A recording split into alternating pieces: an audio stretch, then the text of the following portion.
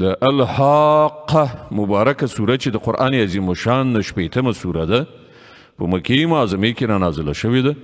52 مبارک آیاتونه لري. پښتو ترجمه یې له لومړي آیت څخه اورئ. واقع کیدونکې یعنې د قیامت ورځ. څه ده هغه واقع کیدونکې ورځ؟ او ته څه پوهیږې چې څه ده هغه واقع کیدونکې ورځ؟ د سمود او عاد قومونو د قیامت ورځ دروغ وګڼله، نو سمودیان په یوه سخته حادثه هلاک کړای شول او عادیان په یوه ډیره سخته طوفاني لوخړه تباه کړای شول. الله تعالی هغه پرله پسې وشپې او 8 ورځې پر هغو مسلطه کړه. که ته هلته وای نو تا به لیدلي وو چې هغوی هلته داسې چیت غورځېدلي دي لکه چې هغوی د خرما د ونو وراسته ډډونه وي. نو آیا اوس له هغو نه څوک تا ته باقي ژغورل شوی په نظر درځي؟ او همدغه ستره ګناه فرعون او له هغه نه مخکې خلکو او ویجاړو شوو کلیو وکړه. دوی ټولو د خپل پروردګار د پیغمبر خبره ونه منله، نو هغوی په ډیره سختۍ سره ونیول.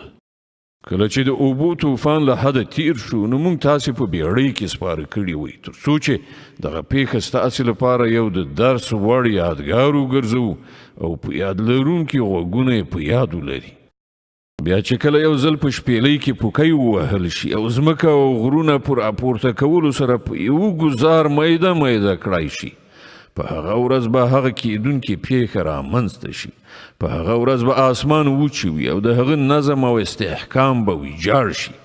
پرښتې به د هغه په څنډو او کنار باندې وي او 8 پرښتو به په هغه ورځ ستا د پروردګار عرش پر خپل ځان باندې بار کړی وي. هغه ورځ به وي چې تاسې وړاندې کړای شئ، ستاسې هیڅ راز به هم پټ پرې نه ښودل شي. هغه وخت کې چې د چا عملنامه د هغه په ښي لاس کې ورکړی شي، هغه به ووایي هی وګورئ ولولئ زما عملنامه. ما انګېرله چې زه ارومرو له خپل حساب سره مخامخ کیدونکی یم.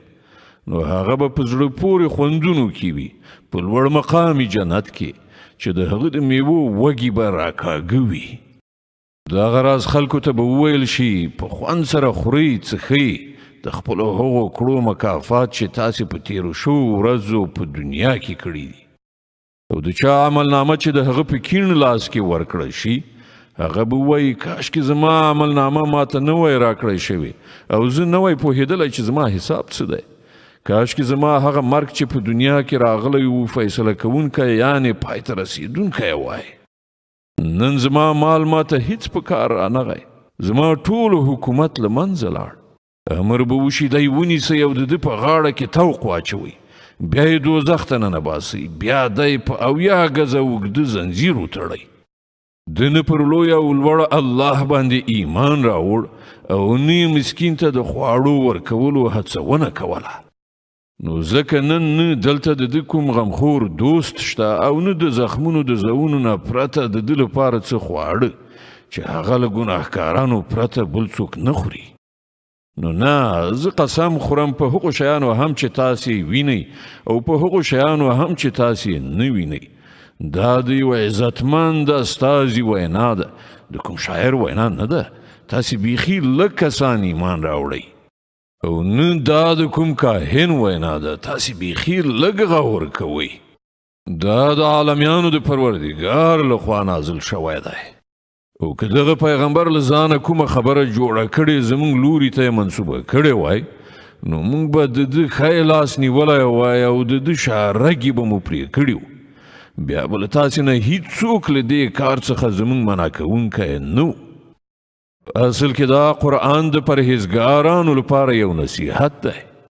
او موږ پوهیږو چې له تاسې نه څه کسان د حق تکذیب کوونکي دي. د دغسې کافرانو لپاره په باوري ډول دا د افسوس موجب دی. او دا قرآن بیخي یقیني حق دی. نو ای پیغمبره د خپل عظیم پروردګار په نوم د پاکۍ ستاینه وکړه.